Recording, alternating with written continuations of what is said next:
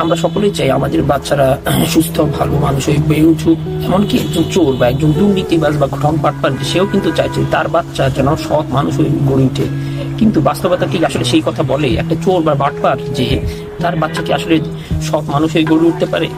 হ্যাঁ, কিছু কিছু ক্ষেত্রে হয়তো ব্যতিক্রমটা থাকতে পারে, কিন্তু ইন মোস্ট কেসেস যেটা দেখা যায়, একটা চোর বা ঠক বাটপার যে সে মানুষের ঘুষ খাচ্ছে, সুদ খাচ্ছে বা চুরি করতেছে, তার বাচ্চাও কিন্তু ওই জিনিসটা দেখেই কিন্তু বড় হয় এবং ভবিষ্যতে সেও কিন্তু খুব হাই চান্স থাকে সেই বাচ্চাটিও তার মতো করেই হয়তো দুর্নীতি করবে, চুরি করবে বা বাটপারি করবে। তো কেন এমনটা কেন হয়? কারণটা আর কিছুই না, কারণ একটা বাচ্চাকে আপনি যতই বলেন যে তুমি সৎ পথে চলো, ভালো কাজ করো, ভদ্র হয়ে চলো, সেটা কিন্তু সে ততক্ষণ পর্যন্ত ফলো করবে না যতক্ষণ পর্যন্ত আপনি তার সামনে ভালো একটা রোল মডেল হিসেবে নিজেকে উপস্থাপন করবেন।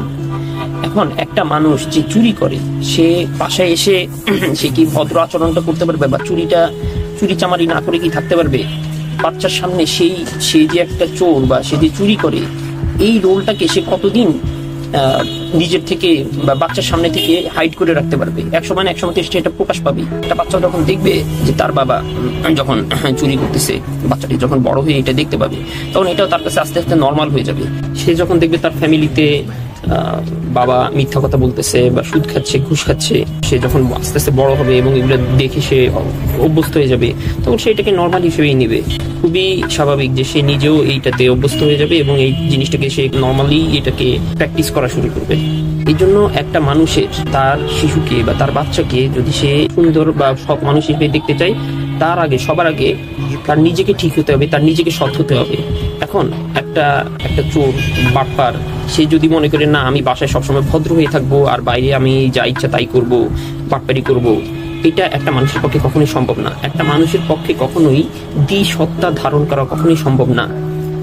এই দুইটা সত্তা যেটা সে ধারণ করতে চাবে, তার মধ্যে একটা সত্তা অবশ্যই তার রিয়েল, যেই রিয়েল সত্তাটা সে একসময় না একসময় এক্সপোজ করে ফেলবে আনইনটেনশনালি তার বাচ্চার সামনে। এই জন্য যেহেতু সত্তা ধারণ করা সম্ভব না, সুতরাং সেফ ওয়ে হচ্ছে নিজেকেই শুধরানো, নিজেকেই সৎ মানুষ হিসেবে প্রতিষ্ঠিত করা। বাচ্চার মধ্যে যদি সততা দেখতে চান, এই যে সম্প্রতি ছাগল কাণ্ডে আমরা দেখতে পাইছি, এই মতিউর রহমান নামের যে রাজস্ব কর্মকর্তাটি ছিলেন, তিনি একজন অবশ্যই অসৎ বা দুর্নীতিগ্রস্ত একজন রাজস্ব কর্মকর্তা ছিলেন এবং তার ফলশ্রুতিতে তার ছেলে কি হয়েছে, তার ছেলেও দেখা গেছে যে তার ছেলের ব্যাপারে অনেক রিপোর্ট আসছে, সে ছিল র্যাকলেসলি ড্রাইভিং করে বা খুবই অসৎ জীবনযাপন করে, এই ধরনের অনেক রিপোর্ট কিন্তু আসছে। তো এরকম উদাহরণ অনেক আছে। তাই ইন শর্ট যেটা বলতে চাই, বাচ্চাকে আসলে উপদেশ দিয়ে আসলে অতটা বেশি কাজ হয় না, হ্যাঁ, যতটা কাজ হয় নিজে সৎ হয়ে রোল মডেল হিসেবে বাচ্চার কাছে উপস্থাপন করে। আপনি সারাদিন বলবেন বাচ্চাকে এটা করো, ওটা করো, সৎ হও, এই সেই, কিন্তু পরে যদি বাচ্চা যদি দেখে যে আপনি নিজে সেটা করতেছেন না, তাহলে কিন্তু বাচ্চার কাছে আপনি নিজেও একজন প্রতারক হিসেবে নিজেকে প্রতিষ্ঠিত করলেন, যেটা অবশ্যই একটা ভালো উদাহরণ অবশ্যই হবে না।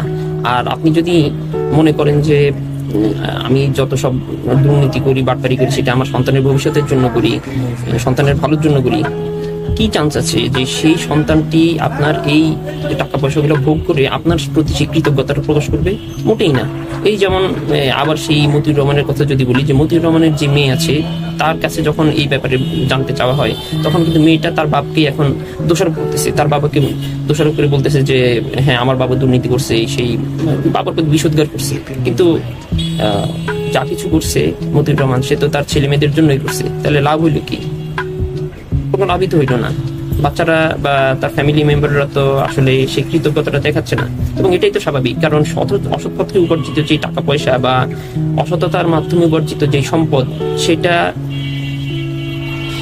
আপনাকে সাময়িক সুখ দিলেও আপনার যে ফ্যামিলি মেম্বাররা, সেই ফ্যামিলি মেম্বাররা তার উপযোগ ভোগ করলেও অবশ্যই আপনার অসততার দায়ভার অবশ্যই কেউ নিবে না, আপনার বাচ্চারাও নিবে না।